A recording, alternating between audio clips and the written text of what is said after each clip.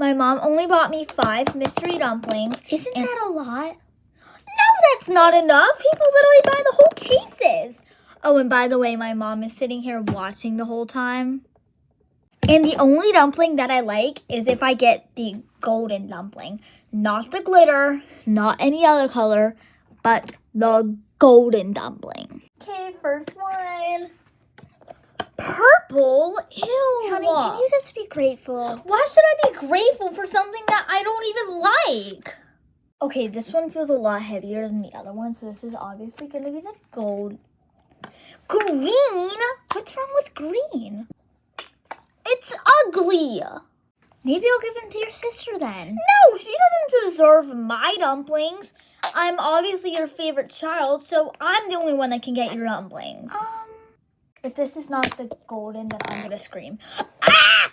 I was supposed to get the golden. Be grateful. This is like the ugliest color in the world. Okay, I can already tell. We're going to give it the... This is obviously going to be the golden. Duplicate? Really? It's okay. Give it to your sister. Guys, this feels like the heaviest one. Okay, this is going to be the golden.